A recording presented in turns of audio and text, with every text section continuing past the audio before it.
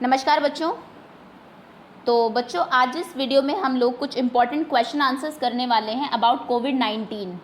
ये आपका एक क्विज टाइप में ही होगा जिसमें मैं आपको कुछ इंपॉर्टेंट चीज़ें बताऊंगी कोरोना वायरस के बारे में। जैसा आप जानते हैं बड़ी ही एक ग्लोबल पेंडेमिक है ये, और अगर आप स्कूल जा रहे होते अभी सब कुछ ठीक हो जाता तो डेफिनेटली बहुत सारे क्वेश्चंस आपके यहाँ से बनते हैं जो कि आपके स्कूल में आपसे पूछे जाते, एग्ज़ाम्स में अब आगे पूछे जाएंगे कि कब शुरू हुआ, कहाँ से शुरू हुआ, फर्स्ट केस कहाँ पर मिला, एंड ऑल जो इम्पॉर्टेंट क्वेश्चंस हो सकते हैं।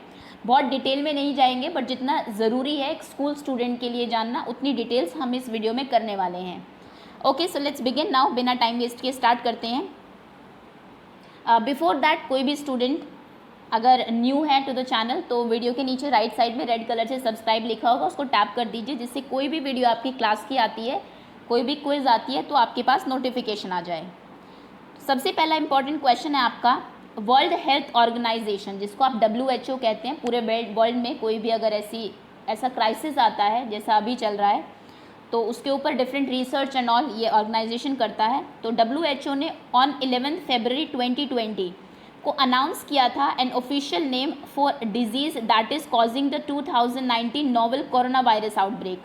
उन्होंने ये जो एक डिजीज़ थी कोरोना वायरस से जो फैल रही थी इसका नाम क्या दिया, बच्चों को बड़ी कन्फ्यूजन है। कोरोना वायरस का नाम है आपका, जिसमें कि वायरस भी आपका SARS-CoV-2 है वो, बट कोरोना आपके वायरस का नाम है, डिजीज़ का नाम कोविड-19 है।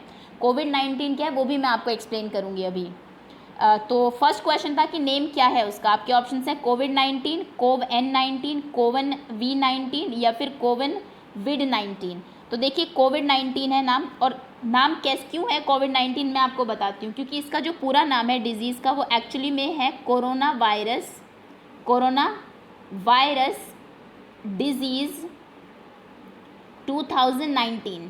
ओके, और इससे देखिए नाम कैसे बना है, कोविड क्यों बना इसका नाम।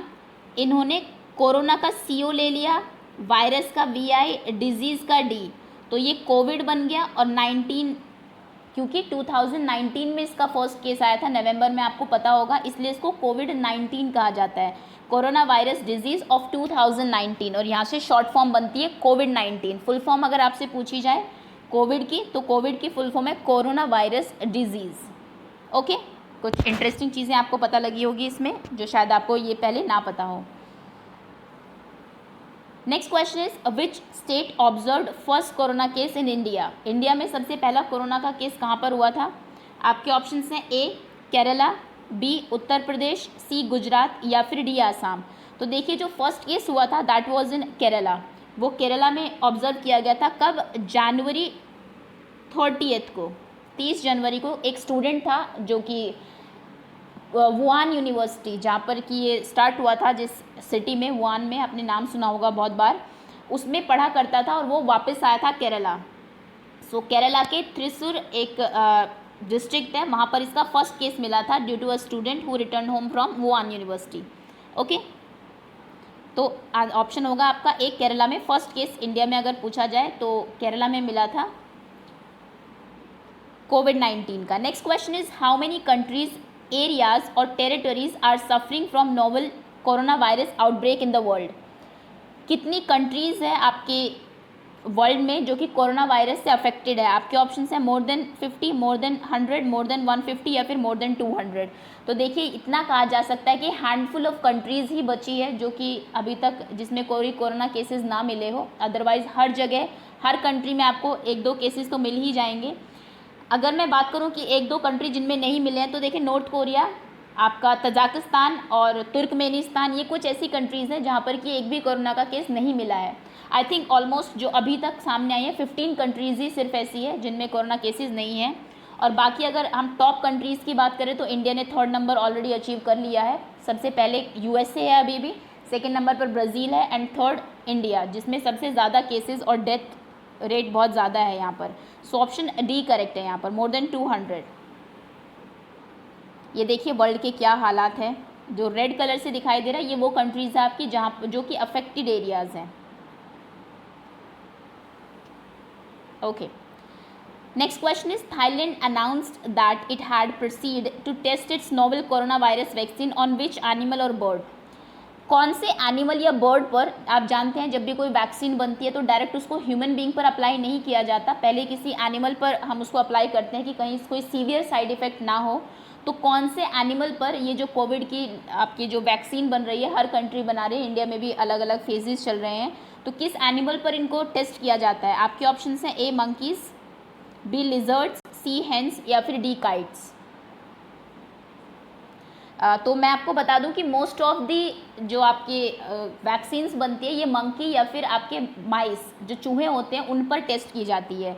तो थाईलैंड ने जो शुरू किया था कोरोना वायरस वैक्सीन का, ये मंकी पर किया था, क्योंकि हमारे उनके ट्रेट्स, ह्यूमन बीइंग के और मंकी के जो ट्रेट्स हैं काफ़ी हद तक मिलते हैं एक दूसरे से, तो पहले इनके ऊपर टेस्ट की जाती है। अगर और इनके जो थाईलैंड में जो मंकीज़ हैं उनमें भी कोरोना डिजीज़ पाई गई थी, तो इन्होंने पहले इनका ट्रीटमेंट शुरू किया था। अगर दवाई इन पर इफेक्टिव रहती है तो फिर ह्यूमन बीइंग पर ट्राई की जाती है। ओके, नेक्स्ट क्वेश्चन है how does corona virus transmit. बड़ा इंपॉर्टेंट है, बहुत सारे बच्चों को बड़ी कन्फ्यूजन है किस तरीके से ट्रांसमिट होता है, एक से दूसरे तक पहुंचता है। आपके ऑप्शन है व्हेन अ पर्सन स्नीज और कफ, जब भी एक पर्सन छींकता है या खांसता है।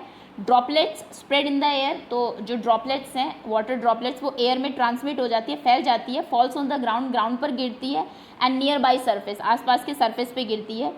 If a person is near by, कोई पर्सन अगर उसके आसपास है, एंड इनहेल द ड्रॉपलेट्स, और आपने हवा के साथ आपने इनहेल कर लिया उसको, या फिर टच इज़ द सरफेस, या फिर जहाँ पर वो ड्रॉपलेट्स पड़ी थी किसी अफेक्टेड पर्सन की, आपने उसको टच किया और उसके बाद अपने वही हाथ फेस पर, आइज़ पर या अपने मुंह पर रख लिए, जिससे कि जो वायरस है वो आपके अंदर चला जाए, बॉडी के अंदर, तब। और थर्ड है कि अगर आप जो इन्फेक्टेड पर्सन है उससे 1 मीटर से कम डिस्टेंस पर है।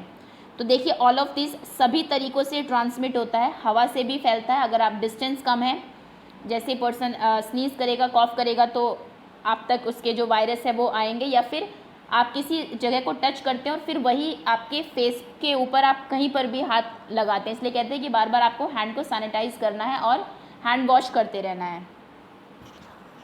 ओके, और इन्फेक्टेड पर्सन से एटलीस्ट 1 मीटर की डिस्टेंस किसी भी पर्सन से आप ज़रूर रखिए, आपको नहीं पता कौन इन्फेक्टेड है। Next question is in which age group the कोविड-19 स्प्रेड। कोविड-19 किस एज ग्रुप में फैलता है? आपके ऑप्शंस हैं सभी एज ग्रुप में, लेकिन बच्चों में माइल्ड है, older person and person with pre-existing medical condition are at high risk to develop serious illness। ये अगर आपकी इम्यूनिटी सिस्टम अच्छा है तो ये अपने आप ठीक भी हो जाता है, लेकिन अगर आपको पहले से कोई बीमारी है, या फिर जो ओल्ड पर्सन होता है जिनका इम्यूनिटी सिस्टम इतना स्ट्रांग नहीं होता, उनमें ये जो बीमारी है वो भयानक रूप ले लेती है, सीरियस इलनेस बन जाती है। ऑल ऑफ दी अबव सभी ट्रू है। देखिए फैलता ये सभी में ही है, बच्चों में थोड़ा कम देखने को मिला है, माइल्ड केस बहुत कम केसेस आए हैं, बट जो लोग एक सर्टेन एज के बाद, जैसे आप जानते हैं बॉडी में इतनी रोगों से लड़ने की इतनी क्षमता नहीं होती, तो जो ओल्डर पर्सन है और जो पर्सन विद सम पहले से जिनको कुछ डिजीज़ है वो लोग हाई रिस्क पर रहते हैं। Next question is the first case of novel corona virus was identified in. पहला जो केस हुआ था, आया था कोरोना वायरस का, वो कहाँ पर आया था? आपके ऑप्शन है बीजिंग, शंघाई, वुहान या फिर तियानजिन। तो ये मैं आपको पहले भी बता चुकी हूँ। फर्स्ट केस जो है आपका चाइना में आया था एंड शहर का नाम था वुहान।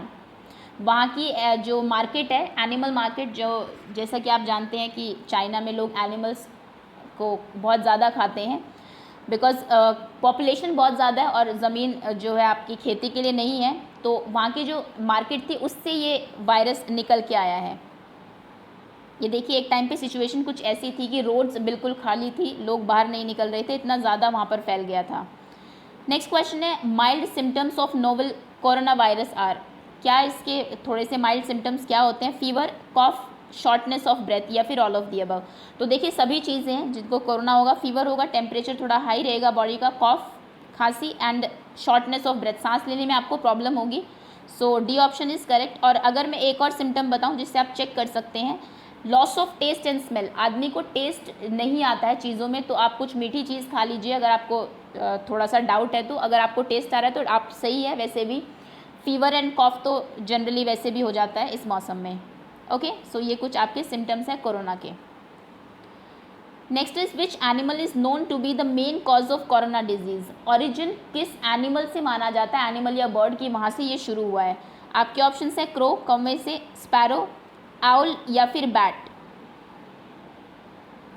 तो देखिए इसका जो डिजीज़ जिस उससे मानी जाती है वो है बैट, जिसको आप चमगादड़ बोलते हैं, क्योंकि जैसा मैंने बताया कि चाइना के लोग जो है दे यूज़ टू ईट बैट्स, वो बैट्स को खाते हैं। तो कुछ कॉमन सिम्टम्स मिले हैं आपका जो कोरोना में, जो आपका SARS-CoV-2 है ये बैट्स में भी पाया जाता है। तो ऐसा माना जाता है कि अभी कंफर्म नहीं है ऑल दो, बट यही अगर क्वेश्चन आएगा तो आप बैट ही लगाएंगे।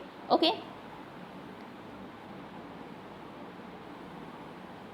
Next question is which country launches world's first कोविड-19 वैक्सीन। बहुत ये न्यूज़ में रही है ये जो चीज़ है कि किस कंट्री ने सबसे पहले, सभी कंट्रीज़ ट्राई कर रही है, इंडिया, USA, आपका ब्रिटेन, ऑस्ट्रेलिया की इसकी कुछ वैक्सीन बन जाए, लेकिन अभी एक कंट्री ने लॉन्च की थी रिसेंटली ही।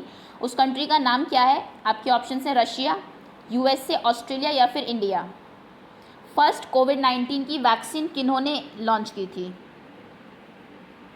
ओके, तो सबसे पहले तो आंसर बताने से पहले, आंसर आई एम श्योर आपको पता ही होगा, रशिया कंट्री है, रशिया, जहाँ के प्रेसिडेंट आपके व्लादिमीर पुतिन है, ये भी आपको पता होना चाहिए। और इन्होंने जो इसकी वैक्सीन बनाई है उसका नाम भी आपको पता होना चाहिए, उसका नाम है स्पुतनिक 5।